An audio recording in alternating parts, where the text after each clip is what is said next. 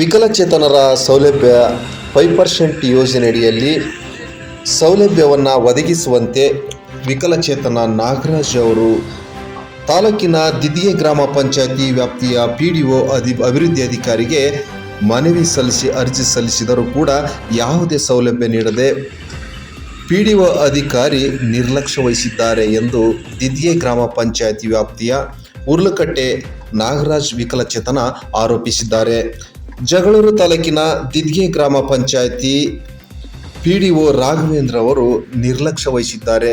5% ಯೋಜನೆಯಲ್ಲಿ ಮನೆಗೆ ಸೋಲಾರ್ ಅಳವಡಿಸುವುದಕ್ಕಾಗಿ ಅರ್ಜಿ ನೀಡಿ ಸುಮಾರು 2-3 ತಿಂಗಳಾದರೂ ಕೂಡ ಸಂಬಂಧಿಸಿದ PDO ಅಧಿಕಾರಿ ಸರಿಯಾದ ರೀತಿ ಸ್ಪಂದಿಸದೆ ನಿರ್ಲಕ್ಷ್ಯ ವಹಿಸಿದ್ದಾರೆ ಎಂದು ನಾಗರಾಜ್ ಅವರು ಕಿಡಿಕಾರಿ ಇಂದು ಜಿಲ್ಲಾ ಪಂಚಾಯತ್ ಯೋಜನಾ ನಿರ್ದೇಶಕರಿಗೆ ಮನವಿ ಮಾಡಿ ಆರೋಪಿಸಿದ್ದಾರೆ.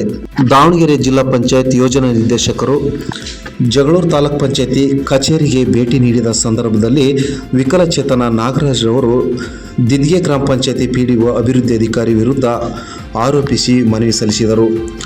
ನಮಗೆ ಯಾವುದೇ ರೀತಿ ಮೂಲ ಸೌಲಭ್ಯಗಳನ್ನು ವಿಕಲಚೇತನಿಗೆ ನೀಡುತ್ತಿಲ್ಲ ಎಂದು ಆರೋಪಿಸಿದರು. ಯಾವ ಪಂಚಾಯತಿ ನಿಮ್ಮದು? ಸರ್ ನಮ್ಮದು ದಿದಿಗೆ ಗ್ರಾಮ ಪಂಚಾಯತಿ. ಯಾವ ಸೌಲಭ್ಯಕ್ಕೆ ಅರ್ಜಿ ಸಲ್ಲಿಸಿದ್ರಿ? ಸರ್ ನಾವು ಸೋಲಾರ್ ಅಳವಡಿಕೆಗೆ ಅಂಗವಿಕಲರಿಂದ ಏನು 5% ಪಂಚಾಯತಿಯಿಂದ ಕೊಡ್ಬೇಕಲ್ಲ ಅದನ್ನು ನಾನು ಕೊಟ್ಟಿದ್ದೆ. ಬಟ್ ಪಂಚಾಯತಿಲಿ TPL ಬಂದು ಕ್ಯಾನ್ಸಪ್ ಸರ್ ಹತ್ರ, EO ಸರ್ ಹತ್ರ, ಎಕ್ಸಿಕ್ಯೂಟಿವ್ ಇಂಜಿನಿಯರು, ಕಾರ್ಯನಿರ್ವಾಹಕ ಅಧಿಕಾರಿ ಕೂಡ ಅವರು PDO ಕರೆದು ಅವ್ರ ಗಮನಕ್ಕೂ ತಂದಿದ್ರು.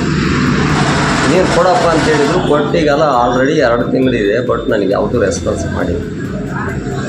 ಯಾವುದಕ್ಕೆ? ಅಂಗವಿಕಲರ ಕೂಟದಲ್ಲಿ ಯಾವ 5% ನಮಗೆ ಕೊಡಬೇಕು, ಯಾವ ಅವರು ಕೊಡ್ಬೇಕಂತ. ಅದು ನಮ್ಮ ಗ್ರಾಂಟ್. ಅದು ಯಾವ ಪಂಚಾಯತಿ? ದಿದಿಗೆ ಗ್ರಾಮ ಪಂಚಾಯತಿ. ಯಾವ ಊರು ನಿಮ್ಮದು? ಉರ್ಲಕಟ್ಟೆ. ತಮ್ಮ ಹೆಸರು? ನಾಗರಾಜ್. ಎಷ್ಟು ತಿಂಗಳಾಯ್ತು ನೀವು ಅರ್ಜಿ ಕೊಟ್ಟು? ಸರ್ ಒಂದು 2 ತಿಂಗಳಿಂದ.